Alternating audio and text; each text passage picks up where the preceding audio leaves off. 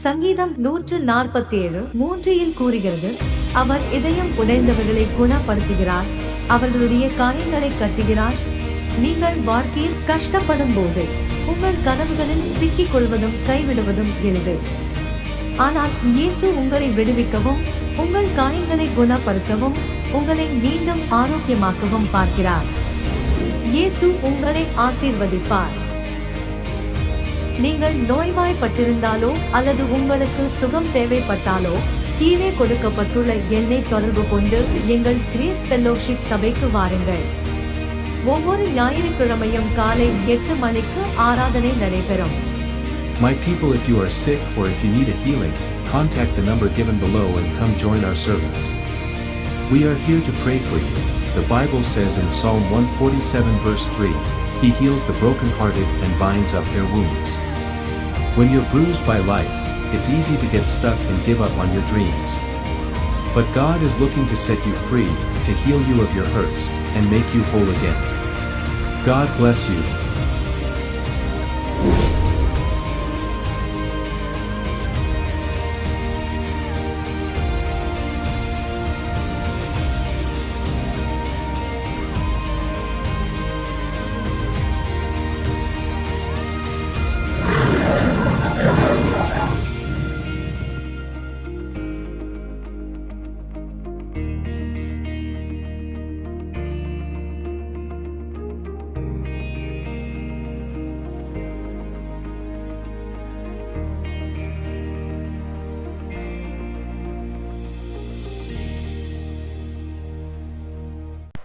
இன்றைக்கு பிரச்சனைகள், போராட்டங்கள் வரும்போது கிறிஸ்துவை மறுதலிப்போம், ஆனால் அவர் மேலிருந்த அந்த ஒரு மனசு நமக்குள்ளே இழந்துடுறோம்.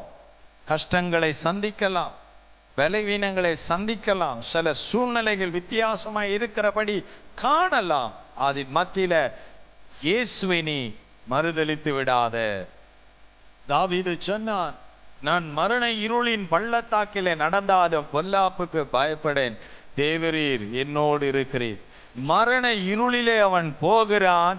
ஆனா அந்த மரண இருளின் பிரச்சனை அவன் கண்ணு முன்பதாய் பெரிதாய் அவன் பார்க்கவில்லை. அவன் மரண இருளிலே போகும்போது ஒருவரை தனக்கு முன்பதாய் யோசித்து முன்பதாய் வைத்து கொண்டே போனான்.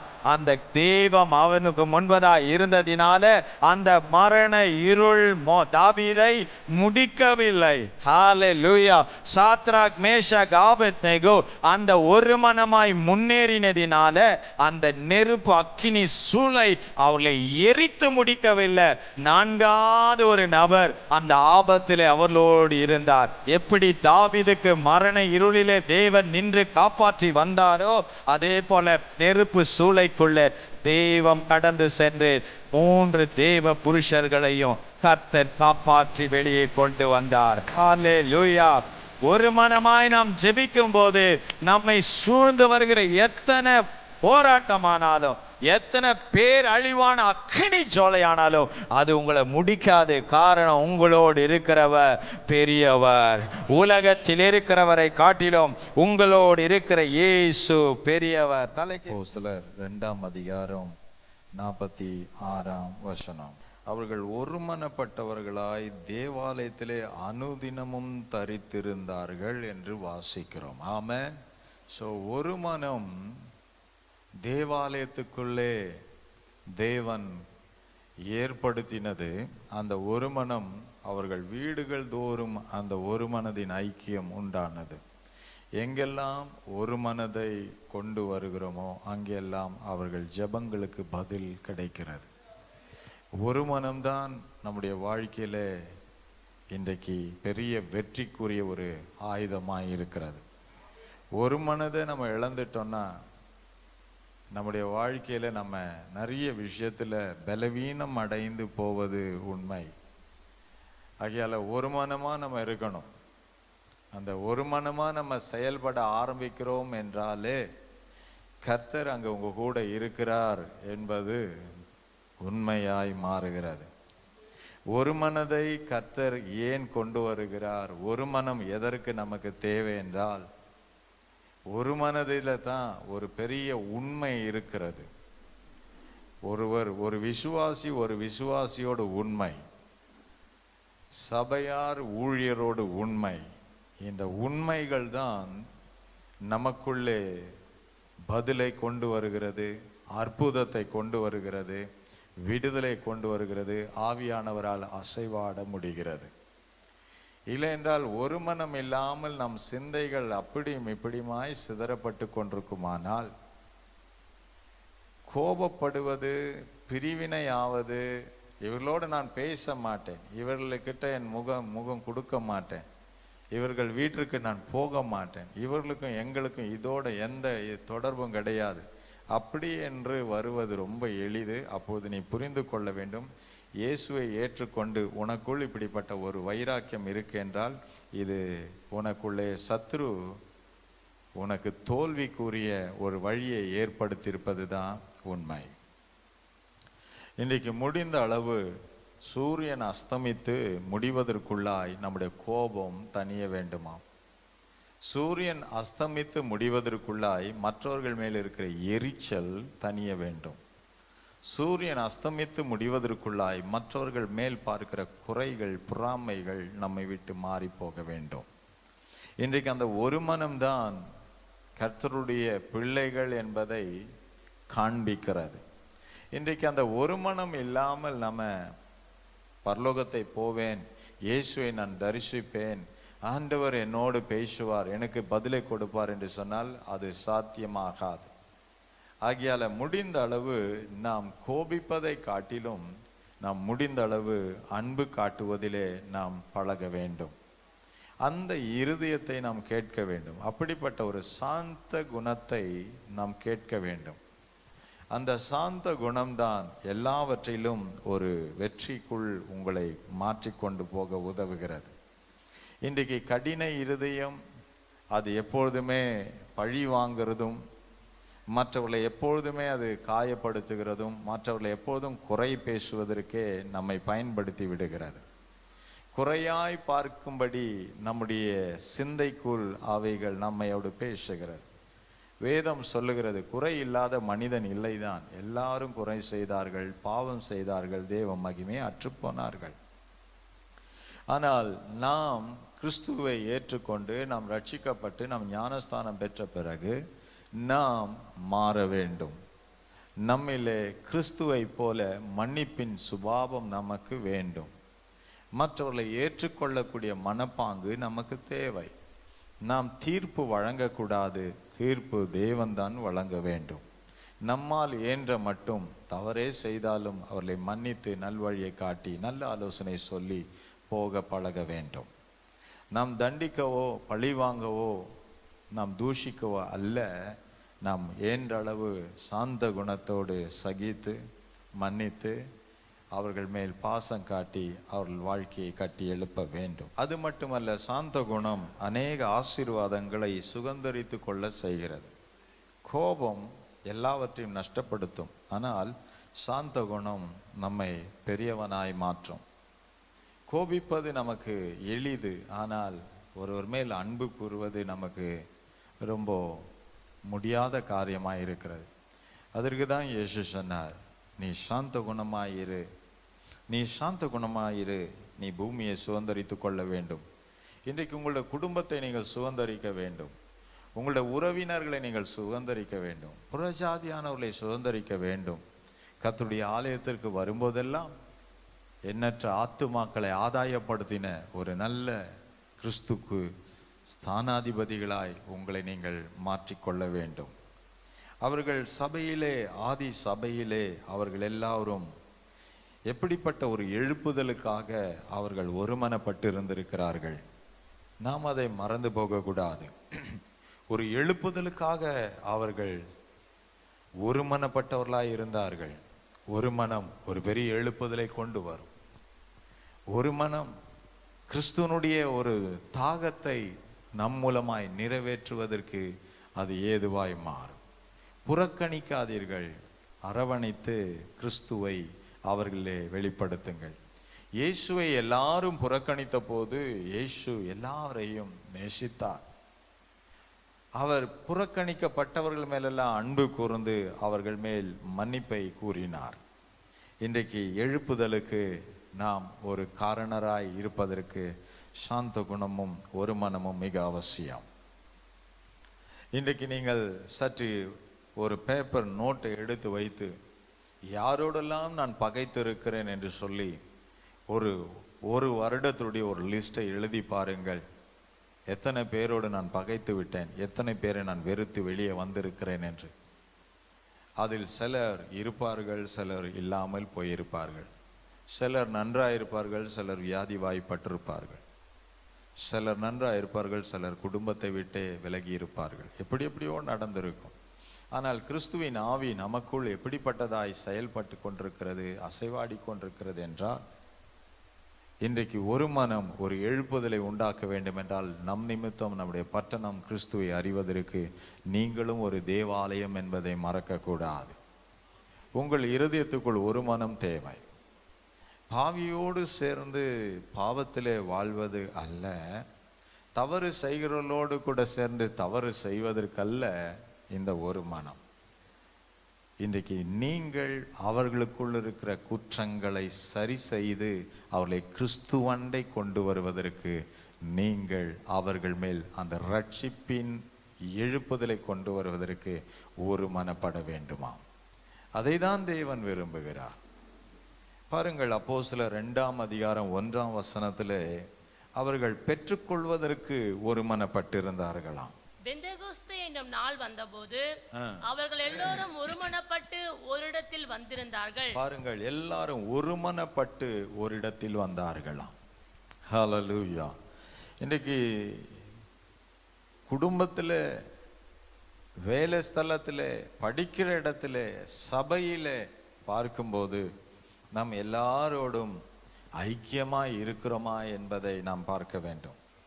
ஒரு இடத்தில் ஐக்கியமாய் இருந்து ஒரு இடத்தில் நம்ம இழந்துடக்கூடாது. முடிந்தளவு நம் போகிற இடங்களிலே ஜனங்கள் விடுதலை பெற வேண்டும், ஜனங்கள் தேற்றப்பட வேண்டும், ஜனங்கள் பெற்றுக்கொள்ள வேண்டும். அதற்காகவே கர்த்தர் நம்மை வைத்திருக்கிறார் என்பதை நாம் மறக்கக்கூடாது. அபிஷேகத்தை பெற்றுக்கொள்வதற்கு அவர்கள் ஒருமனப்பட்டிருந்தார்கள். அப்படி என்றால் தெய்வம் வாக்குத்தத்தம் பண்ணினதை யாருடைய கண்களும் இதுவரை காணவில்லை. தெய்வம் இப்படிப்பட்ட ஒன்றை கொடுக்க போகிறேன் என்று சொன்னதை இதற்கு முன்பு யாரும் அதை அனுபவித்தது இல்லை. ஆனால் காணாததையும் பெற்றிராததையும் தெய்வ வார்த்தைக்கு அவர்கள் ஒருமனப்பட்டு யாரும் யாரையுமே இதெல்லாம் வராது, இப்படியெல்லாம் ஒன்று இல்லை, இதெல்லாம் பொய் என்றெல்லாம் சொல்லி மனதை மாற்றாமல் எல்லாரும் ஒருமனப்பட்டார்கள் என்றால் எல்லாரும் அந்த ஒரு சத்தத்துக்கு அப்படியே செவி சாய்த்தார்களாம். பெற்றுக்கொள்ள வேண்டிய நாம் ஒருமனப்பட்டிருக்க வேண்டும் என்றால், ஒருவர் அவிசுவாசத்தில் இருப்பார்கள், ஒருவர் நல்ல விசுவாசத்தில் இருப்பார்கள், ஒருவர் நல்லா ஜெபிப்பார்கள், ஒருவர் நல்லா தூங்குவார்கள், எப்படியோ இருக்கும்.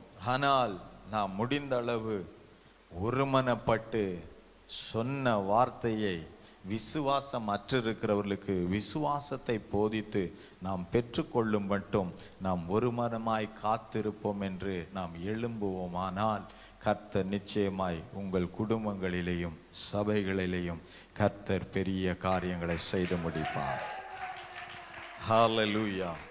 பெற்றுக்கொள்ளக்கூடியவர்கள் நாம் இழந்து போகக்கூடியவர்கள் அல்ல. அவரால் முடியாது ஒன்றுமில்லை. உங்களுக்காக அவர் என்னென்ன வாக்கு பண்ணினாரோ அதை எல்லாவற்றையும் அவர் அப்படியே செய்வார். அவர் வார்த்தை மாறவே மாட்டார். ஆகையால் நாம் விசுவாசத்திலே இடறி போய்விடக்கூடாது, விசுவாசத்திலே நிற்க வேண்டும். காரணம், அவர் சொன்னார், நான் வாக்கு பண்ணினதை நான் உங்களுக்கு தரும்படிதான் நான் வாக்கு பண்ணியிருக்கிறேன். அப்போது குடும்பத்தில் ஒருவர் விசுவாசத்தில் இருப்போம், ஒருவர் விசுவாசத்தை இழந்திருப்பார்கள். நாம் சொல்ல வேண்டும், நாம் பெற்றுக்கொள்ள போகிறோம், நாம் விசுவாசத்தில் நிற்போம். நாம் பெற்றுக்கொள்ள போகிறோம், நாம் விசுவாசமாய் இருப்போம். நிச்சயமாய் கர்த்தர் செய்வார் என்று சொல்லி நாம் வாக்குத்தத்தத்தின் மேல் நம்பிக்கையா இருக்க வேண்டும். அவர் உங்கள் குடும்பத்துக்காக, உங்களுக்காக, உங்கள் தனிப்பட்ட வாழ்க்கைக்காக என்னெல்லாம் வாக்குத்தத்தம் பண்ணியிருக்கிறாரோ அதை எல்லாவற்றையும் அவர் கண்டிப்பாய் செய்து முடிப்பார்.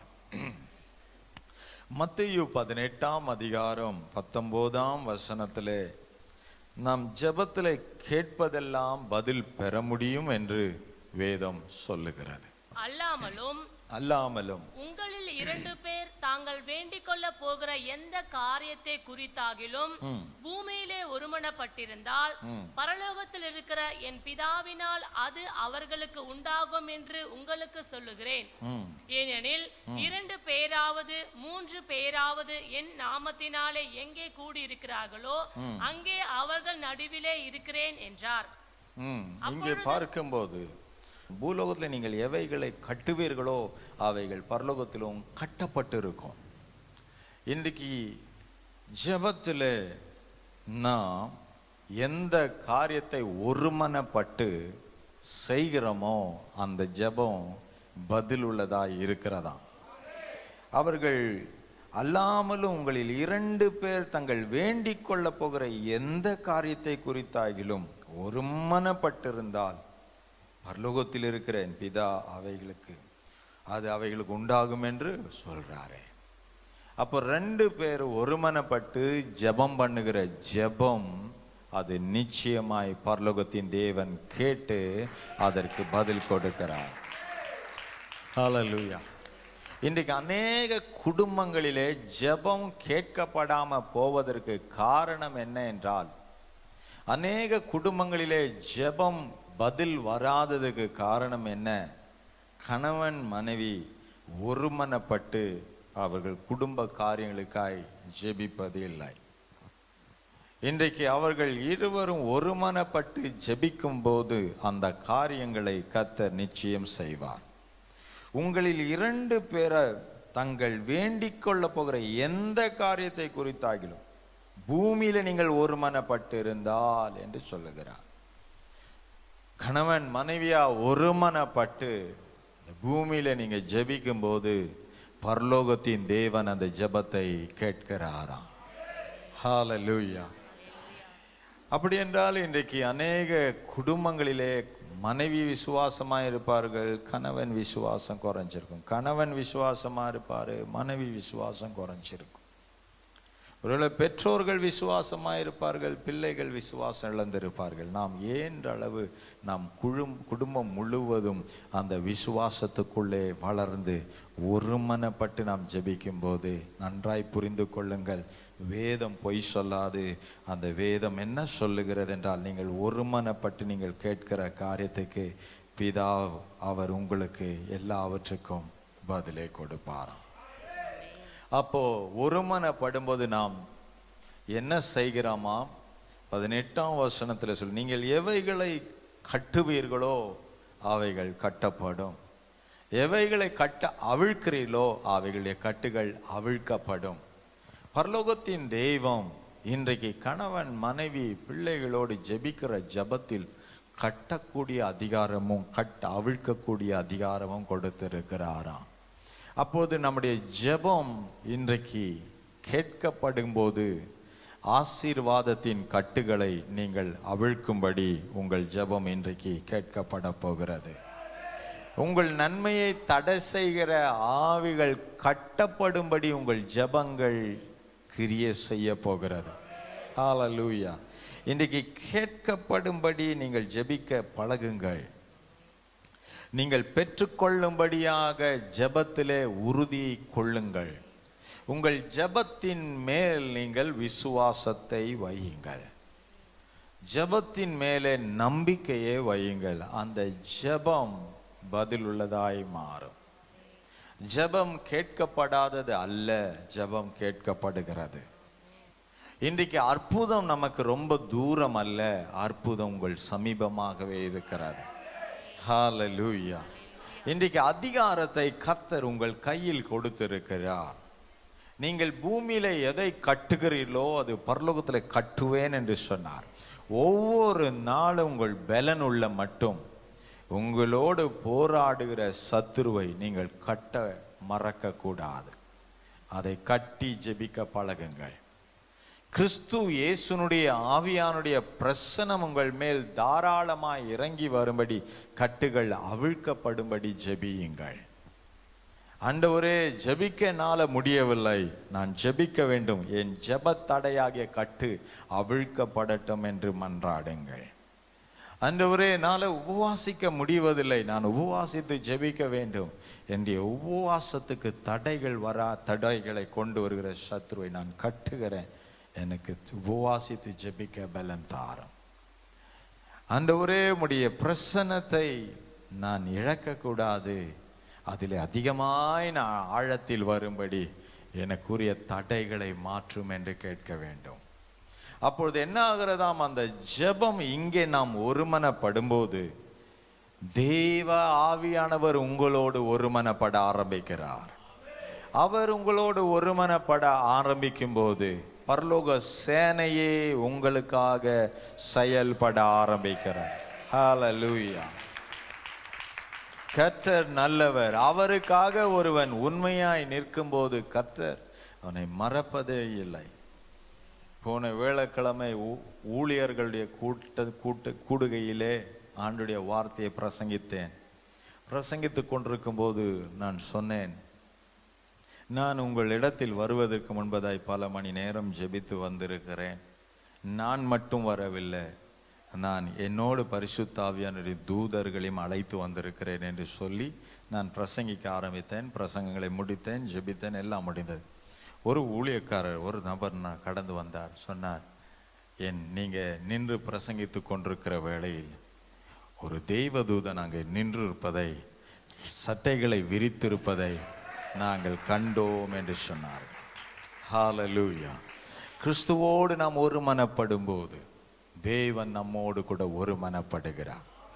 இன்றைக்கு பலருடைய எண்ணங்கள் என்ன, நான் கிறிஸ்துவோடு இருக்கிறேன், என் மனைவியை நான் நேசிக்க மாட்டேன், என் பிள்ளைகளை நான் நேசிக்க மாட்டேன், அவர்களை கேடாக போகட்டும். அப்படி என்று நீங்கள் இருக்கும்போது உங்களோடு ஐக்கியப்படுகிற தேவன் உங்களை பார்க்கும்போது, ஒரு ஆத்துமா மேல் நீ கரிசனை கொள்ளாமல் போகும்போது அந்த ஆத்துமா நரகத்துக்கு நேராய் வழி காட்டப்பட்டு நரகத்துக்கு நேராய் வாசல் திறக்கப்பட்டிருக்கிறதை காணும்போது அவருடைய உள்ளம் ஒவ்வொரு நிமிஷமும் துக்கிக்கிறது. ஏனென்றால் சத்துரு எந்த நிமிடத்திலும் அந்த ஆத்துமாவை நரகத்தில் இழுப்பான் என்றால் அதனுடைய இரத்த பழிக்கு நீதான் என்று ஆண்டவர் துக்கப்படுகிறார். ஒரு மனம் எங்கே? எல்லா காரியத்திலும் ஒருமனப்படுவோம், ஆனால் தேவ சமூகம் என்ற இடத்தில் நாம் ஒருமனப்படுவதில்லை. ஒரு மனம், அந்த 120 பேர் ஒரு மனமாய் இருந்தார்கள். பலர் பலவிதமான ஆட்கள் ஒருமனப்பட்டு இருந்தார்கள். பலர் பலவிதமான சிந்தை உடையவர்கள். அத்தனை பேரும் தேவ வார்த்தைக்கு ஒருமனப்பட்டார்கள். தேவனுடைய வார்த்தையை அப்படியே நம்பினார்கள். அந்த செயலை, அந்த அபிஷேகத்தை அதற்கு முன் அவர்கள் கண்டதில்லை. ஆனால் அந்த வார்த்தைக்கு அவர்கள் அப்படியே நம்பி ஒருமனப்பட்டார்கள். பல மக்கள், தேவ ஜனமே, இன்றைக்கு உன் குடும்பத்தில் இருக்கிற 4 பேர், 5 பேர், 6 பேர், 3 பேர், இதை ஒருமனப்படுத்த உன் ஆவியிலே பலனில்லை என்றால் உண்மையாவே ஆண்டுகிட்ட இன்றைக்கு நீ அந்த பலனை கேட்க வேண்டும். ஒரு மனம் தாரும் ஆண்டவரே. இன்றைக்கு ஒரு மனம் இல்லாத இடங்கள் எப்படிப்பட்டதா இருக்கும் என்று பாருங்கள். அது சிதறப்பட்டு இருக்கும், அது பிரிந்து போயிருக்கும். அந்த இடத்தில் பலன் குறுகி போய்விடும். அந்த இடத்தில் பலன் குறுகி போய் விடுகிறது. அங்கு ஜெப சத்தத்தினுடைய ஆர்ப்பரிப்பின் சத்தம் குறைந்து விடுகிறது. அங்கு துதியின் சத்தம் குறைந்து விடுகிறது. 120 பேரும் ஒரு இடத்தில் கூடி அப்படியே முழங்கினார்கள். தேவ ஆவியானவர் இறங்கி வரும்பட்டும் அவர்கள் முழங்கினார்கள். இன்றைக்கும் உங்களுடைய வாழ்க்கையில் எத்தனோ வெற்றிக்கு முன்பதாய் கர்த்தர் உங்களை வைத்திருப்பதற்கு காரணம் என்ன? என் பிள்ளைகள் உண்மையாகவே அவர்கள் தோற்று போவது இல்லை. இன்றைக்கு ஒரு மனதிலே நாம் நிற்க வேண்டும். முடிந்த அளவு நம்மால் இயன்றளவு நாம் ஒரு மனமாய் நிற்க வேண்டும்.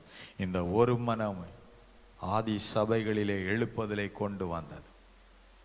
நீங்கள் ஒருமனப்பட்டு ஜெபிக்க ஆரம்பிக்கும் போது நடக்கிற சம்பவம் என்ன தெரியுமா? உங்கள் அருகாமை இருக்கிறவர்கள், உங்களை சுற்றி இருக்கிறவர்கள் இந்த ஒருமன ஆவியில் ஈர்க்கப்படுவார்கள்.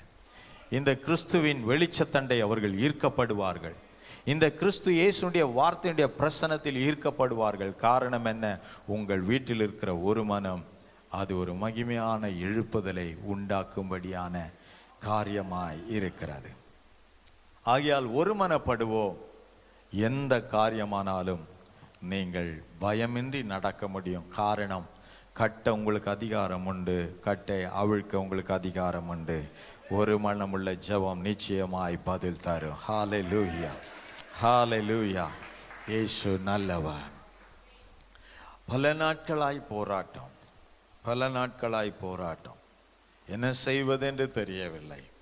அவருடைய வாழ்க்கையில் எப்படியாகிலும் ஒரு விடுதலை வேண்டும் என்று சொல்லி அடைக்கப்பட்ட மதில் முன்னேற முடியவில்லை என்று தேக்கமடைந்த நிலைமை. யோசுவா 6ஆம் அதிகாரம் 20ஆம் வசனத்தில் பாருங்கள். அவர்களுக்கு முன்பதாய் இருக்கிற தடை என்ற மதில் அவர்கள் ஒருமனப்பட்டிருந்ததினால அவையில் அவர்கள் ஜெயித்தார்கள் என்று பார்க்கிறோம். யோசுவா 6:20. எக்காலங்கள் ஊதுகையில் ஜனங்கள் ஆர்ப்பரித்தார்கள். எக்கால சத்தத்தை ஜனங்கள் கேட்டு மகா ஆரவாரத்தோடு முழங்குகையில் ஆலகம் இடிந்தது. ஆமென், ஹல்லேலூயா. பாருங்க, எக்காலம் தொனிக்கிறது. ஜனங்கள் ஒரு மனமாய் ஆர்ப்பரிக்கிறார்கள். வெற்றி வேண்டும் என்று ஆர்ப்பரிக்கிறார்கள். இன்றைக்கு குடும்பமும் அப்படித்தான் இருக்க வேண்டும். நாம் வெற்றி எடுக்க வேண்டும். தோற்று போவதும் பின்வாங்கி போவதும் எளிது. அந்த சூழ்நிலைகளிலே நமக்கு ஞானம் வெளிப்படுவதில்லை. என்ன செய்வது, எதை செய்வது என்று ஞானம் வெளிப்படுவதில்லை. சில நேரங்களிலே நாம் அந்த இடத்தில் குழப்பம் அடைந்து விடுகிறோம். ஆனால் எக்காலம் ஊதுகையில் ஜனங்கள் ஆர்ப்பரித்தார்கள். இன்றைக்கு அதே யோசுவா 6ஆம் அதிகாரத்தில் பாருங்கள், 1ஆம் வசனம். எரிகோ இஸ்ரவேல் புத்திரருக்கு முன்பாக அடைக்கப்பட்டிருந்தது. இஸ்ரவேல் புத்திரருக்கு முன்பதாய் அடைக்கப்பட்டிருந்தது. ஒருவரும் வெளியே போகவும் இல்லை, ஒருவரும் உள்ளே வரவும் இல்லை. பாருங்கள், இன்றைக்கு அப்படிப்பட்ட ஒரு தடை. இன்றைக்கு உங்கள் குடும்பங்களில் ஏதோ ஒரு தடை, ஏதோ ஒரு தடை. இன்றிலிருந்து ஒரு முடிவெடுங்கள். குடும்பமாய் நாம் ஜெபிப்போம். 10 நிமிடமானாலும் ஒரு மனமாய் நாம் குடும்பமாய் ஜெபிப்போம். ஜெபத்திற்கு நாம் ஒரு நேரத்தை குறிப்பிடுவோம். இதில் நாம் கண்டிப்பாய் நாம் குடும்பத்துக்காய் ஜெபித்தாக வேண்டும். நாம் சபைக்காய் நாம் ஜெபித்தாக வேண்டும். நாம் சபையின் விசுவாச குடும்பங்களுக்காய் நாம் ஜெபிக்க வேண்டும். இப்படி ஜெபிக்க ஆரம்பிப்பீர்கள் என்று சொன்னால் உண்மையாகவே நம்முடைய ஒரு மனது நிமித்தம் கர்த்தர் அடைக்கப்பட்ட மதில்களை அவர் முறித்து போடுவார். ஹல்லேலூயா. ஒவ்வொரு குடும்பங்களிலும் சாட்சிகள் எழும்ப ஆரம்பிக்கும். ஒவ்வொரு குடும்பங்களிலும் சாட்சிகள், கர்த்தர் எங்களுக்கு இதை செய்தார் அதை செய்தார் என்று சொல்லி பல சாட்சிகள் எழும்பும். காரணம், எங்கோ ஒருடைய ஒருமன ஜெபம் அவருடைய வாழ்க்கையில் இருந்த அடைப்பட்ட மதிலை கர்த்தர் உடைத்தெறிந்தார். ஹல்லேலூயா. விசுவாசிகள் நாம் வளர வேண்டும். நாம் விசுவாசிகளாய் இருந்த நாம் வார்த்தையை கேட்க கேட்க கேட்க நாம் சீஷர்களாய் மாற வேண்டும். சீஷருடைய பணி என்ன? தன்னால் என்ற மட்டும் மற்ற ஆத்துமாக்களை ரட்சிப்பிலே நடத்துவதே அவருடைய தரிசனம். ஒருமனப்பட்டார்கள், ஒருமனப்பட்டார்கள். வீடுகள் தோறும் அப்பம் பிட்குதல் நடந்ததாம். வீடுகள் தோறும் ஜெபமாய் மாறினதாம். அப்படி என்றால் இயேசு என்ன சொன்னார்? என் வீடு ஜெப வீடு என்று எண்ணப்படும் என்று சொன்னாரு. எந்தெந்த வீட்டில் இயேசுவை ஏற்றுக்கொண்ட தெய்வ பிள்ளைகள் உண்டோ அவர்கள் வீட்டிலே கண்டிப்பாய் ஜெபம் இருக்கும்போது தான் உங்கள் போராட்டங்களுக்கு முடிவு வரும். உங்கள் பிள்ளைகளுக்கு ரட்சிப்பு வரும். உங்கள் குடும்பத்திலே விடுதலை வரும். உங்கள் குடும்பத்திலே பரிசுத்த ஆவியானவர் வருவார். உங்கள் குடும்பத்திலே சமாதானம் வரும். பிரிந்த குடும்பங்கள் எல்லாம் இணைய ஆரம்பிக்கும். ஹல்லேலூயா. தேவ ஆவியானவர் இன்றைக்கும் நம்ம மேல எவ்வளவு பிரியமா இருக்கிறார். அவர் நம்மகிட்ட எதிர்பார்க்கிற ஒரே காரியம் தான், என் பிள்ளைகளே நீங்கள் ஒருமனப்படுவீர்கள் என்றால் நான் நிச்சயமாய் நான் இறங்கி அற்புதம் செய்வேன். ஹல்லேலூயா, ஹல்லேலூயா. ஒரு மனம் மிக அவசியம். ஒரு மனமாய் ஜெபிக்க பழகுங்கள். அந்த ஜெபம் வல்லமுள்ளது. அந்த ஜெபம் வல்லம் உள்ளது. அந்த ஜெபத்துக்கு பிசாசு பயப்படுறான். அந்த ஜெபத்துக்கு பிசாசு பயப்படுறான். அநேக ரட்சிக்கப்பட்ட குடும்பம் பல ஆண்டுகளாய் சபைக்கு போவார்கள். திடீரென்று அவர்களை சந்தித்து எப்படி இருக்கீங்கன்னு எல்லாம் விசாரிச்சா எல்லாம் சொல்லுவாங்க, நல்லா இருக்கும் எல்லாம் சொல்லுவாங்க.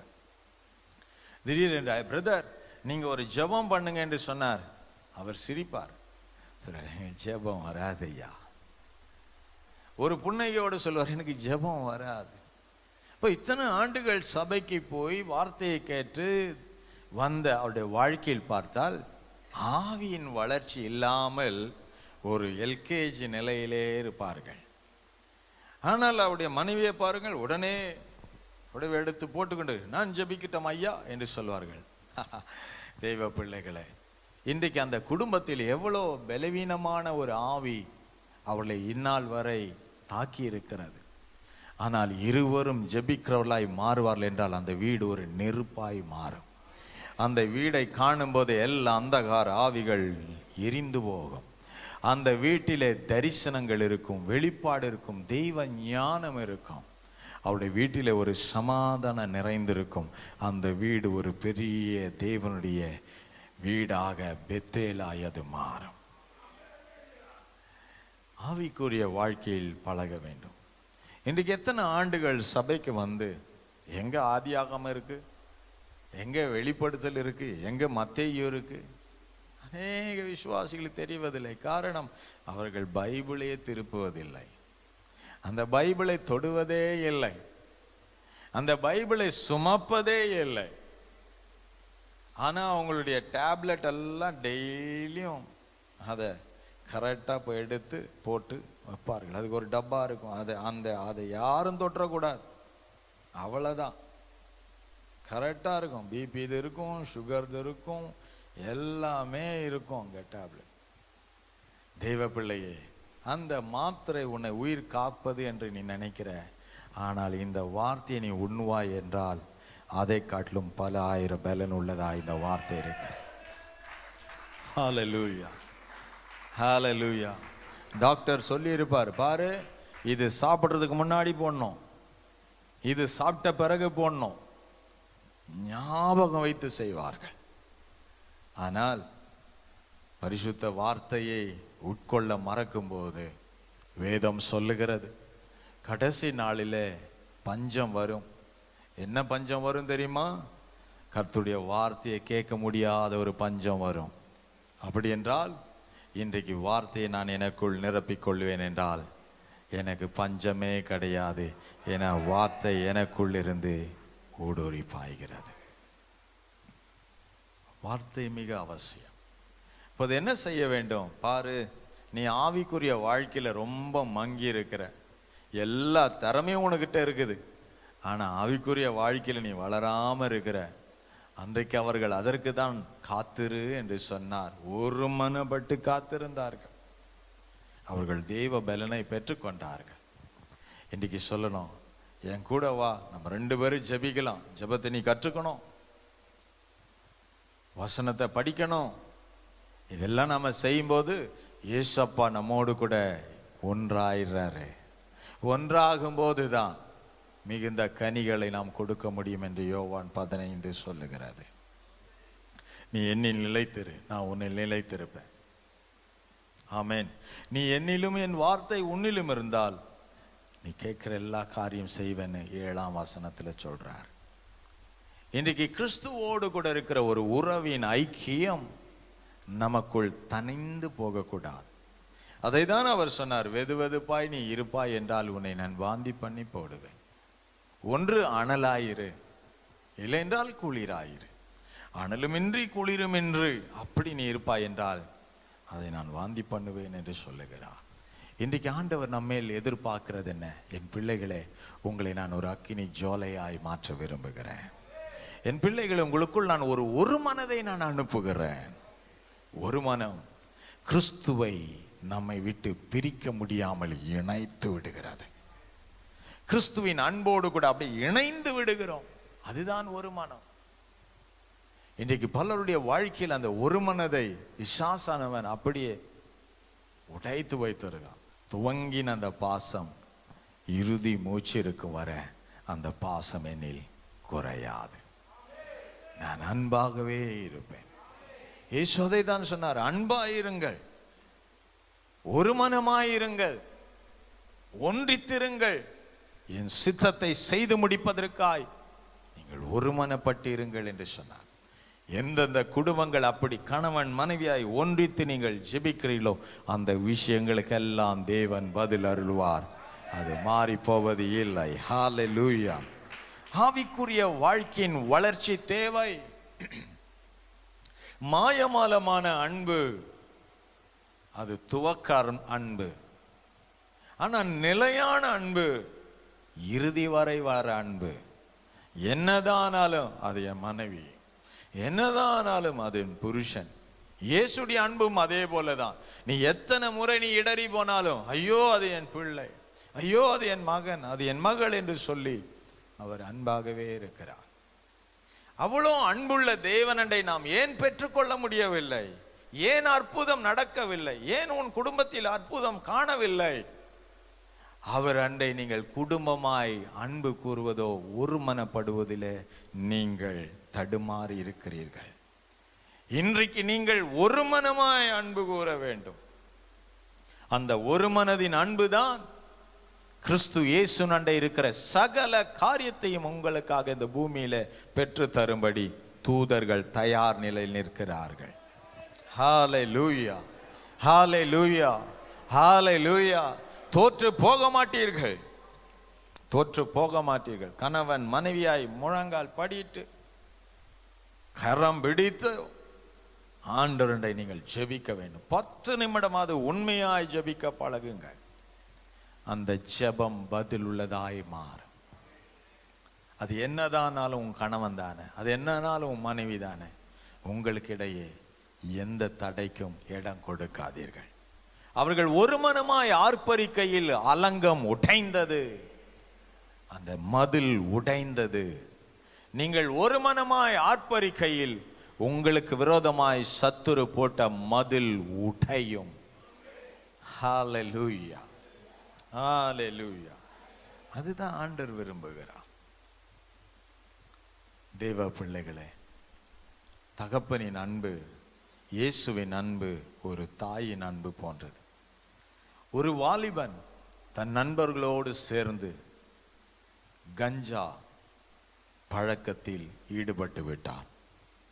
ஒரு நாள் அவன் நண்பர்களோடு கூட சேர்ந்து ஒரு பார்க்கிலே இடத்தில் உட்கார்ந்து கொண்டு தன் கையிலே அந்த காரியங்களை அப்படியே நசுக்கிக்கொண்டு இன்னும் பண்ணி கொண்டிருந்தார்கள். திடீரென்று ஒரு காற்று அடித்த போது அவைகளின் அந்த பொடிகள் எல்லாம் கண்களில் பட்டு அவன் பார்வை இழந்தான். துடிதுடிக்க ஆரம்பித்தானாம். உடனே நண்பர்கள் எல்லாம் இவனை தூக்கி கொண்டு மருத்துவர் அண்டை போனார்களாம். டாக்டர் அந்த கண்ணை பரிசோதித்து பார்த்து சொன்னார், இந்த கண் பார்வை அடைய வேண்டும் என்றால் ஒரு காரியம் செய்ய வேண்டும். பச்சை ரத்தம் இந்த கண்ணில் சிந்தப்பட வேண்டும், அப்பொழுது இந்த பார்வை வரும் என்று சொன்னாராம். கூட இருந்த நண்பர்கள் எல்லாம் பார்த்தார். டாக்டர் சொன்னாராம், அவன் பார்வை தெரிகிறது என்று சொல்லும் மட்டும் ரத்தம் கையிலிருந்து சிந்திக்கொண்டே இருக்க வேண்டும். ஒரு நரம்பை கட் பண்ணுவேன், அந்த ரத்தம் சொட்டி கொண்டே இருக்க வேண்டும். அவன் பார்வை தெரிகிறது என்று சொல்லும் மட்டும் அந்த ரத்தம் சிந்தப்பட்டு கொண்டே இருக்க வேண்டும் என்று முன் வந்த நண்பர்கள் எல்லாம் பின்வாங்க ஆரம்பித்தார்கள். ஒருவேளை அவன் பார்வை வரலனா நம் ரத்தம் சிந்தப்பட்டு நாம் மரித்து போவோம் என்று சொல்லி ஒவ்வொருவன் மெதுவா மெதுவா விலகினான். எப்படியோ தன் தாய்க்கு இந்த செய்தி போய் சேர்ந்தது. அலறி அடித்து ஓடி வந்தார்கள். ஐயோ, என் பிள்ளையின் பார்வை போயிற்று. எவ்வளவு துரோகம் செய்தவன் தான், எவ்வளவு பாவி தான், எவ்வளவு துஷ்டன் தான். ஆனாலும் பெற்ற வயிறு, அந்த பிள்ளையின் மேல் இருக்கிற பாசம் போகாதே. 10 மாதம் சுமந்த அந்த தாய் அந்த பிள்ளையினுடைய பாசத்தை இழக்க முடியாது. அவன் எவ்வளவுதான் தீமை செய்தாலும் அந்த தாய் ஐயோ என் பிள்ளை என்று சொல்லும். ஓடி போய் மருத்துவமனையில் பார்க்கும்போது மகன் கதறுகிறான். எனக்கு பார்வை இல்லை, என் கண் தெரியவில்லை என்று.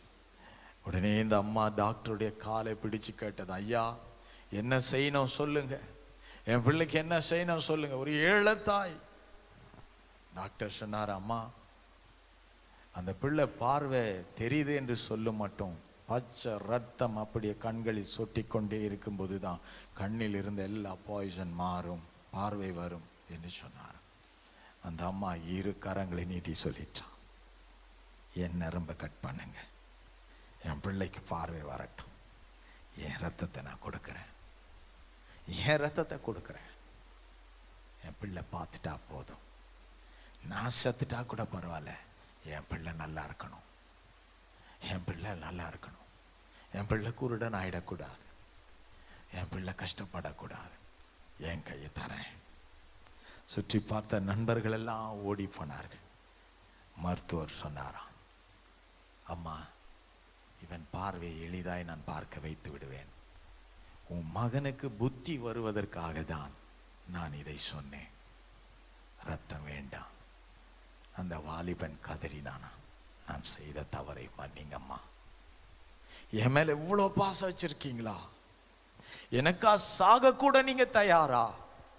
நண்பன் நண்பன் நண்பன் ஓடனே, ஒருவனும் எனக்காக உயிர் கொடுக்கல, ஒருவனும் எனக்கா ரத்தம் கொடுக்கல, துரோகம் பண்ண என் அம்மாக்கு தான் எனக்கு வந்தாங்க. எவ்வளோ என் தாய்க்கு நான் துரோகம் பண்ணேன், என் தாயை நான் அடிச்சேன், என் தாயை வேதனைப்படுத்தினேன், காசு கொடுக்கல, எவ்வளோ நான் தீமை பண்ணேன், என் அம்மா தான் எனக்கு வந்து உயிர் கொடுக்கிறேன்னு வந்துச்சா. அம்மா இதோடு இந்த தீய பழக்கத்தை நான் விடுகிறேன் என்று சொன்னான். டாக்டர் சில சிகிச்சை பண்ணார், அவன் பார்வை வந்தது. தெய்வ பிள்ளைகளே, 1000 ஆண்டுகளுக்கு முன்பதாய் இயேசு பாவிகளாய் கடந்த, துரோகிகளாய் கடந்த, கடின இருதயமாய் இருந்தவர்கள், கீழ்ப்படியாதவர்களாய் இருந்த புறம்பான நமக்காக அவர் வந்தார். ஒரு நல்லவனுக்காகவும் இயேசு இந்த உலகத்தில் வரல, துஷ்டர்களாய் வாழ்ந்தவர்களுக்காக தான் வந்தார். அவர் நம்மேல் அவ்வளவு அன்பு வைத்தார். மீட்பதற்கு வழி என்ன என்று பார்த்தால், மாட்டின் ரத்தமோ ஆட்டின் ரத்தமோ புறாவின் ரத்தமோ எந்த பிராணின் ரத்தமும் கொடுக்க முடியாது. காரணம், எல்லா ரத்தத்திலும் பாவம் இருக்கிறதை கண்டார். இந்த ஜனத்தின் பாவத்தை மீட்பதற்கு ஒன்றே ஒன்றுதான், பாவமறியாத இயேசுவாகிய தேவகுமாரன் தன்னுடைய சொந்த ரத்தத்தை நமக்காய் சிந்தினார். அவருடைய ரத்தத்தால் நம்முடைய பாவங்கள் அனைத்தும் மன்னிக்கப்படும்படி சிந்தினார். இன்றைக்கு தேவ பிள்ளையே, இந்த இயேசு தான் நம்முடைய ஆபத்தில் நமக்காய் ஓடி வருகிறார். நம் கைவிடப்பட்டு நாம் துக்கப்படும் போது நமக்காய் தேடி வருகிறார். நண்பர்கள் மாறி போவார்கள், எல்லாம் கைவிடும், இயேசு ஒருபோதும் கைவிடுவதில்லை. அதை தான் சங்கீதம் 50:15 சொன்னார், ஆபத்து காலத்தில் என்னை நோக்கி கூப்பிடு, நான் உன்னை விடுவிப்பேன், நீ என்ன மகிமைப்படுத்துவே என்று சொன்னார். தெய்வ பிள்ளைகளே, இன்றைக்கு நம்முடைய ஆபத்துகள் எத்தனை! இந்த ஆபத்துக்கு காரணம் என்ன? ஒரு மனம் இல்லை. கிறிஸ்துவோடு நாம் ஒருமனப்படவில்லை, குடும்பத்தோடு நாம் ஒருமனப்படவில்லை. இதனாலதான் இன்றைக்கு பெரும் பாதிப்பு. இன்றைக்கு முடிந்த அளவு நீங்கள் ஒருமனப்படுங்கள், ஒருமனப்படுங்கள், ஒருமனமாயிருங்கள், தங்களை தாழ்த்துங்கள், அன்பு கூற ஆரம்பிங்கள், கிறிஸ்துவை நேசிக்க ஆரம்பிங்கள். ஹல்லேலூயா. ஆபத்து காலம் தான் அநேகருக்கு சில ஞானங்கள் வரும். சில ஆபத்து வரும்போதுதான் சில அறிவே நமக்கு வரும். சில நேரங்களில் வருகிற சில புயல்கள், சில நேரங்களில் வருகிற சில போராட்டங்கள், சில நேரங்கள் நம் குடும்பத்தில் வருகிற சில சரிவுகள், இவைகள் எல்லாம் நம்முடைய வாழ்க்கையில் ஏதோ ஒரு ஞானத்தை நமக்கு படிப்பிக்கிறது. உடனே ஏதோ ஒன்றை விளங்கி கொள்ளுகிறோம், விளங்கி கொண்டு நாம் தெளிவாய் தயாராகிறோம். இனி இப்படி நடக்கக்கூடாது, இனி இப்படி சம்பவிக்க கூடாது என்று சொல்லி ஒருவரை ஒருவர் புரிந்து கொண்டு நாம் ஒருமனப்பட ஆரம்பித்து விட வேண்டும். இன்றைக்கு நாம் புரிந்து கொள்ள வேண்டியது என்ன? இனி நாம் ஒருமனப்படுவதில் உறுதியாயிருக்க வேண்டும். ஒருமனப்பட்டு ஜெபிப்பதற்கு நாம் நேரத்தை எடுக்க வேண்டும். அப்படி செய்ய ஆரம்பிங்கள். எரியோ போன்ற மதில்களையும் கர்த்தர் உடைப்பார். நீங்கள் ஒருமனப்படும் போது சத்துருக்களை நீங்கள் ஜெயிக்கிறீர்கள் என்று வேதம் சொல்லுகிறது. யாத்ராகமம் 17ஆம் அதிகாரம் 12-13 பாருங்கள். கைகள் அசந்து போயிற்று. மோசேயின் கைகள் அசந்து போயிற்று. அப்பொழுது அவர்கள் ஒரு கல்லை கொண்டு வந்து அவன் கீழே வைத்தார்கள். அதன் மேல் உட்கார்ந்தான். மோசே அதன் மேல் உட்கார்ந்தான். ஆரோனும் ஊரும் ஒருவன் ஒரு பக்கத்திலும் ஒரு பக்கத்திலும் ஒருவன் மறுபக்கத்திலும் இருந்து அவன் கைகளை தாங்கினார்கள். இவ்விதமாய் அவன் கைகள் சூரியன் அஸ்தமிக்கும் வரைக்கும் ஒரே நிலையாய் இருந்தது. ஹல்லேலூயா. மோசேயின் கை தாழ்த்தப்படும் போது யோசுவா தன் ஜனங்கள் தோல்வி அடைய ஆரம்பித்தார்கள். மோசேயின் கைகள் தாங்கி பிடிக்கும் போது ஜெயம் பெற்றுக்கொண்டே இருந்தார்களாம். தேவ பிள்ளைகளே, இன்றைக்கு இந்த தேவ ஒரு மனம் நமக்கு எதற்கென்றால், ஒரு கரம் தளர்ந்து போகும்போது உடனே ஒருவர் தாங்கி பிடிக்க வேண்டும். அடுத்த கரம் தளரும் போது ஒருவர் தாங்கி பிடிக்க வேண்டும். குடும்பம் ஒருமனப்பட்டு அப்படி நிற்கும் போது, கணவன் தளர்ந்து போகும்போது மனைவி தாங்கி பிடிக்க வேண்டும். மனைவி தளர்ந்து போகும்போது கணவன் தாங்கி பிடிக்க வேண்டும். பிள்ளைகள் தளர்ந்து போகும்போது பெற்றோர்கள் தாங்கி பிடிக்க வேண்டும். பெற்றோர்கள் தளர்ந்து போகும்போது பிள்ளைகள் தாங்கி பிடிக்க வேண்டும். இப்படி நாம் இருப்போம் என்றால் வேதம் சொல்லுகிறது, அந்த குடும்பங்களிலே நான் ஜெயத்தை கொடுப்பேன். அந்த யுத்தம் என்னால் வந்த ஜெயமாய் நான் மாற்றுவேன். அவன் குடும்பத்துக்கு விரோதமாய் எத்தனை சத்துரு எழும்பினாலும் கர்த்தர் சொல்லுகிறார், இவர்கள் ஒரு மனமாய் என்னை நோக்கி கூப்பிடுகிறதினால் அவர்கள் சத்துருக்களில் அந்த குடும்பத்தை நான் விடுவிப்பேன். அந்த குடும்பத்தை சத்துரு தொடுவது இல்லை. ஒரு மன அவசியம். ஹல்லேலூயா.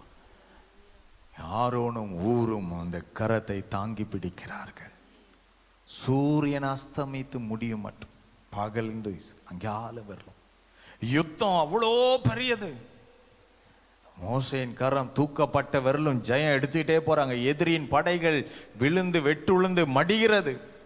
ஆனா எப்போ கை தளறுகிறதோ அப்போது தோல்வி அங்கே வந்து விடுகிறது. ஒரு மனமா கர்த்தரை நோக்கி நீ ஆராதிக்க வேண்டும். அதே அடுத்த வசனத்தை படிங்க. யோசுவா அமலேக்கையும் அவன் ஜனங்களையும் பட்டய கருக்கினாலே முறியடித்தான். யோசுவா பாருங்கள், அமலேக்கியர்கள் எல்லாம் பட்டயத்தினாலே முறியடிக்கிறான். பின்பு கர்த்தர் மோசேயை நோக்கி, இதை நினைவு கூறும் பொருட்டு நீ ஒரு புஸ்தகத்தில் எழுதி யோசுவாவின் செவி கேட்கும்படி வாசி. அமலேக்கை வானத்தின் கீழெங்கும் இராதபடிக்கு நாசம் பண்ணுவேன் என்றார். ஹல்லேலூயா. அமலேக்கியர் வானத்தின் கீழ் எங்கே இராதபடிக்கு நாசம் பண்ணுவேன் என்றார். காரணம் என்ன? ஒரு மனம் எங்கே வருகிறதோ அங்கே கர்த்தருடைய யுத்தம் அவ்வளவு பயங்கரமா இருக்கிறது. ஹல்லேலூயா.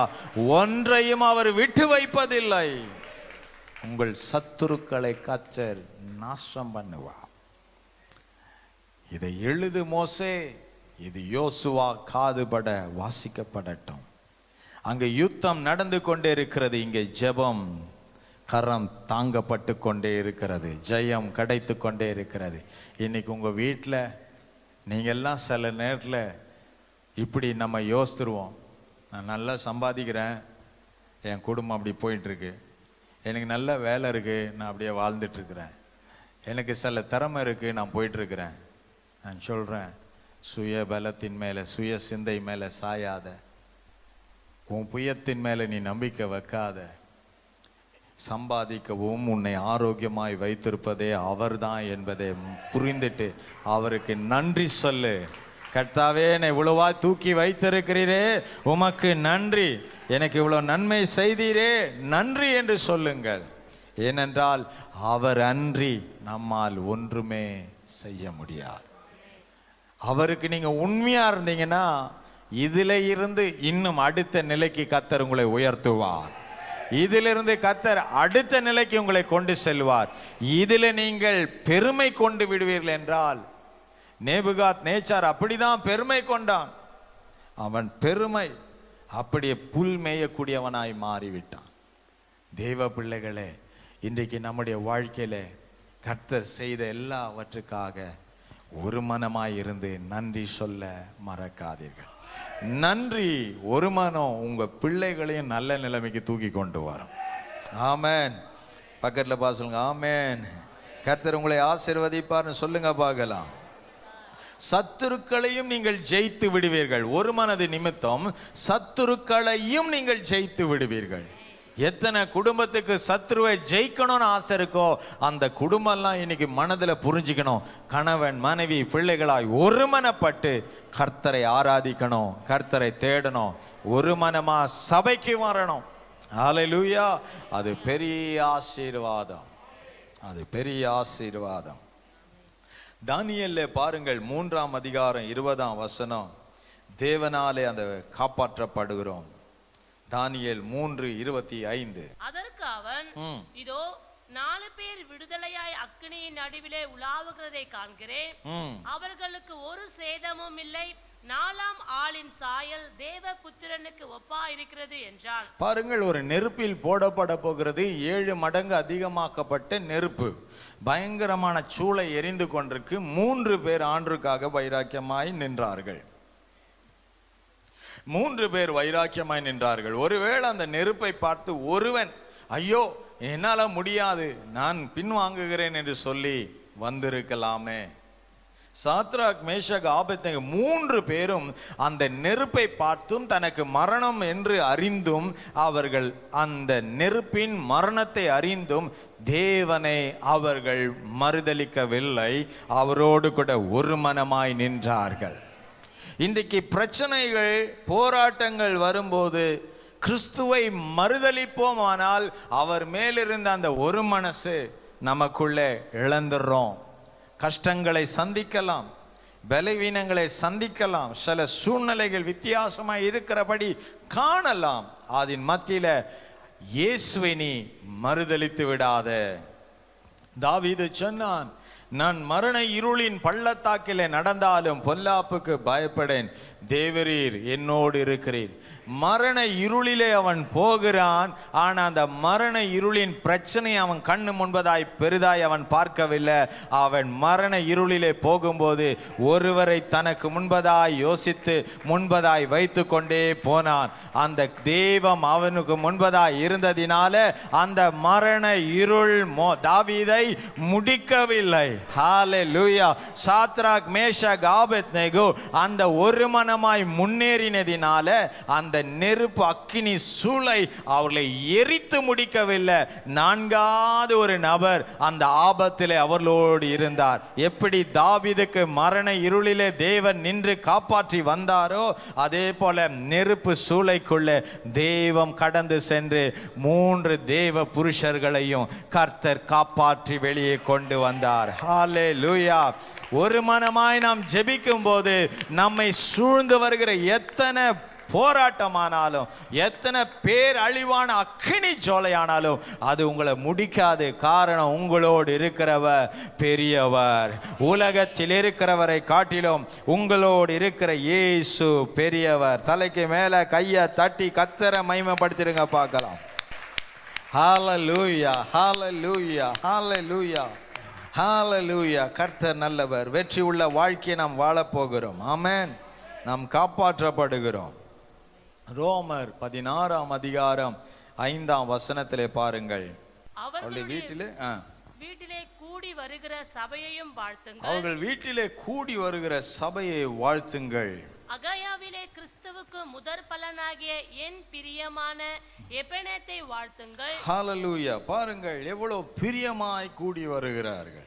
பக்கத்துல பாருங்களா, ரொம்ப பிரியமா வரணும், சபைக்கு ரொம்ப பிரியமா வரணும், ஆராதிக்க பிரியமா வரணும். இதுதான் ஆண்டவர் எதிர்பார்க்கிறார். ஆகையால் அங்கே வாழ்த்துதல் உண்டாகிறது. இந்த காலையில யாரெல்லாம் கர்த்தருடைய ஆராதனை பிரியமா வந்தீங்களோ நிச்சயமா உங்க மேல பிரியம் வைத்த தேவன் இன்னைக்கு உங்களுக்கு ஒரு அற்புதத்தை செய்ய போகிறார். அப்போஸ்தலர் 3ஆம் அதிகாரம் 6ஆம் வசனத்துல வாங்க.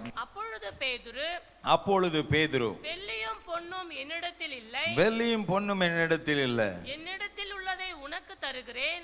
நசரனாகிய இயேசு கிறிஸ்துவின் நாமத்தினாலே நீ எழுந்து நடவென்று சொல்லி வலது கையினாலே அவனை பிடித்து தூக்கிவிட்டான். உடனே அவனுடைய கால்களும் கரடுகளும் பலன் கொண்டது. பாருங்கள், அற்புதம் நடக்க ஆரம்பிக்கிறது. இங்க பேதுரும் யோவானும் தேவாலயத்துக்குள் போகிறார்கள். அவர்கள் ஒருமனப்பட்டவர்களாய் தேவாலயத்துக்குள் போகிறது நிமித்தம் அவர்களுக்கு முன்பதாய் இருக்கிற ஒரு சப்பானி அந்த நிமிடத்திலே அற்புதத்தை பெறுகிறான். பேதுரு யோவான் இயேசுவோடு ஒரு மனமாய் இருக்கிறதற்கு அடையாளம் அவர்கள் சொல்லுகிறார்கள், என்கிட்ட வெள்ளியும் பொன்னும் இல்லை, என்கிட்ட இருக்கிறதை தருகிறேன் என்று சொல்லி அவர்கள் என்னத்தை சொல்லுகிறார்களாம்? நசரேனாகிய இயேசுவின் நாமத்தில் எழுந்திரு என்று சொன்னார்கள். அப்போது இயேசுவோடு எப்படி ஒரு மனமாய் இருந்திருக்கிறார்கள். உங்களுக்குள்ளே இயேசு வாழ்வார், ஆனால் உங்களுக்குள்ளே நடக்காததெல்லாம் நடக்கும். உங்களுக்குள் இயேசு வாழ்வார் என்றால் உங்களுக்கு முன்பதாய் இருக்கிற சத்துருக்கள் எல்லாம் நீங்கி போய் அற்புதங்கள் நடக்கும். ஆமென். நீங்கள் எப்பொழுதும் உங்களை பார்த்து தீர்க்க தரிசனம் நீங்கள் பேச வேண்டும். எப்பொழுதும் மற்றவர்களை பார்த்து நீங்கள் தீர்க்க தரிசனம் பேச வேண்டும். உங்களுக்கு அற்புதம் நடக்கும் என்று நீங்கள் சொல்ல வேண்டும். நீங்கள் நன்றாவீர்கள் என்று சொல்ல வேண்டும். நீங்கள் பேசுகையிலே கர்த்தர் அந்த வார்த்தையை மகிமைப்படுத்துவார். ஆமென். எத்தனை பேருக்குள்ள அந்த ஆவின் பலன் இருக்கிறதோ அவர்கள் எல்லாரும் இன்றிலிருந்து உங்கள் சூழ்நிலை மாறுகிறது என்று நீங்கள் பேச வேண்டும். உங்களுக்கு பேச யாரும் இல்லைன்னா உங்கள் பீரோ கண்ணாடிக்கு முன்னாடி நின்று உங்களை பார்த்து நீங்கள் பேசுங்கள். உங்களை பார்த்து நீங்கள் என்னெல்லாம் ஆசீர்வதிக்கிறீர்களோ அவைகளெல்லாம் உங்கள் வாழ்க்கையில நிறைவேற ஆரம்பிக்கும். ஹல்லேலூயா. அவர்கள் சொல்ல, நசரேனாகிய இயேசுவின் நாமத்தில் எழுந்திரு என்று சொன்னான். அவன் எழுந்து நடந்தான். இன்னைக்கு அற்புதம் உங்க வீட்டில் நடக்க போகுது. ஆமென். நிறைய நேரில் நம்ம கண்ணாடியை போய் பார்க்கறது, நம்ம முகம் இன்னைக்கு என்ன டல்லாக இருக்கா, இல்லாட்டி ஒரு மாதிரி சோகமாக இருக்கா, இன்னைக்கு ரொம்ப அழகாக இருக்கோமா, இப்படிலாம் தான் பார்த்துட்டு இருப்போம். நீங்கள் ஒவ்வொரு நாளும் நீங்கள் போய் பார்க்கும்போது கிறிஸ்து உங்களோடு இருக்கிறத நீங்கள் பார்த்து சொல்லுங்க, நான் ஏசப்பா பிள்ளை, நான் சூப்பராக இருப்பேன்னு சொல்ல ஆரம்பிக்கணும். நீங்கள் அப்படியெல்லாம் பேச ஆரம்பிக்கும் போது உங்களுக்குள் இருக்கிற ஆவியானவர் நீங்கள் விரும்புகிறபடியே உங்களை அழகுபடுத்துவார். ஹல்லேலூயா. நீங்கள் ஒடுங்கி போனவர்கள், நீங்கள் அற்புதங்களை பார்ப்பீர்கள். அற்புதங்கள் நடக்க போகுது. உங்களுக்கும் அற்புதம் நடக்க போகுது, உங்களால் மற்றவங்களுக்கு அற்புதம் நடக்க போகுது. ஹல்லேலூயா. ஒருவேளை வருமானம் குறைஞ்சிருக்கா, கண்ணாடியில் நின்று பேசுங்க. அடுத்த முறையில் பாரு, நான் இந்த வருஷம் இந்த நேரத்தில் நான் இப்படிப்பட்ட ஆளாக மாறுவேன்னு பேச ஆரம்பிங்கள். கர்த்தர் உங்கள் வார்த்தையை நிச்சயமாய் நிறைவேற்றி மகிமைப்படுத்துவார். நீங்கள் அற்புதத்தை காண்பீர்கள். ஹல்லேலூயா. உங்களுக்கு பேச யாரும் இல்லைனாலும் ஆவியானவர் இருக்கிறார், அங்க பேச ஆரம்பிங்க. அந்த ஒரு மனம் அவரோடு பட பட கர்த்தர் உங்களை பிரகாசிக்க பண்ணுவார். ஆமென். அதே அப்போஸ்தலர் 5ஆம் அதிகாரம் 12ஆம் வசனத்திலே பாருங்கள். அப்போஸ்தலருடைய கைகளினாலே அநேக அடையாளங்களும் அப்போஸ்தலருடைய கைகளினாலே அநேக அடையாளங்களையும் அற்புதங்களும் ஜனங்களுக்குள் செய்யப்பட்டது. எல்லாரும் ஒருமனப்பட்டு சாலமோனுடைய மண்டபத்தில் இருந்தார்கள். எல்லாரும் ஒருமனப்பட்டு சாலமோன் தேவாலயத்துக்குள்ளே இருந்தார்கள். ஹல்லேலூயா. இன்றைக்கு இந்த கால ஆராதனையில் நம்ம எல்லாரும் ஒருமனப்பட்டு இங்க இருந்து எந்த காரியத்துக்காய் ஜெபிக்கிறோமோ அது உங்க குடும்பத்தில் நிச்சயமாய் நீங்கள் பார்க்க போகிறீர்கள். உங்களுடைய வாழ்க்கையில் நீங்கள் பார்க்க போகிறீர்கள். உங்கள் பிள்ளைகள் வாழ்க்கையில பார்க்க போகிறீர்கள். உங்களுக்குரிய எல்லாவற்றையும் நீங்கள் பார்க்க போகிறீர்கள். அவர் அற்புதம் செய்ய அவர் தயாராயிருக்கிறார். ஹல்லேலூயா. அவர் அற்புதம் செய்ய வல்லவர். தேவனை நீங்க கனம் பண்ணும் போதுதான் உங்களை அவர் கனம் பண்ணுவார். அவரை நீங்க உயர்த்தும் போதுதான் அவர் உங்களை உயர்த்துவார். அவரை நீங்க நேசிக்கும் போதுதான் நீங்களும் நேசிக்கப்படுவீர்கள். பிரசங்கி 4ஆம் அதிகாரம் 11ஆம் வசனமும் நாம் பார்க்கலாம். பிரசங்கி 4:11. ஆவியிலே அனலாய் நாம் மாற வேண்டும். இரண்டு பேராய் படுத்துக் கொண்டிருந்தால் அவர்களுக்கு சூடு உண்டாகும். ஒண்டியா இருக்கிறவனுக்கு சூடு உண்டாவது எப்படி? இன்றைக்கு 2 பேர் ஒன்றாய் இருக்கும்போது ஒரு அனல் உண்டாகிறதாம். ஒரு மனம் அவசியம். ஹல்லேலூயா. சண்டை வந்துட்டா என்ன பண்ணிடும்? நீ அங்க போய் தூங்கு, நான் இங்க போய் தூங்குறேன். ஆமென். இன்றைக்கு சண்டையான ஆவி நம்ம வீட்டிலையா? இல்ல கிறிஸ்துவின் ஆவி வரும் என்றால் எப்படி குடும்பம் ஒன்றித்து இருக்கிறது. அந்த ஒரு மனம், அந்த ஐக்கியம் ஒரு அனலை உண்டாக்குகிறதா. ஹல்லேலூயா. 12ஆம் வசனத்தையும் பாருங்க. மேற்கொள்ள வந்தால் இருவரும் அவனுக்கு எதிர்த்து நிற்கலாம். முப்பரினுள் சீக்கிரமாய் அறாது. பாருங்கள், எதிர்ப்பு வரும்போது இருவரும் ஒரு மனமா நின்றாங்கன்னா அந்த பக்கம் பலன் ஜாஸ்தி.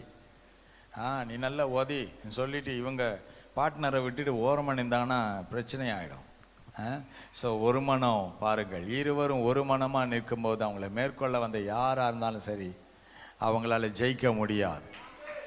அதே போல அவர்கள் இருவர் ஒருமனப்பட்டிருக்கும் போது தேவனும் அவர்களோடு கூட இருப்பதினால அவர்கள் முப்பரி நூலாகும்போது அவர்களை யாரும் முறிக்க முடியாது.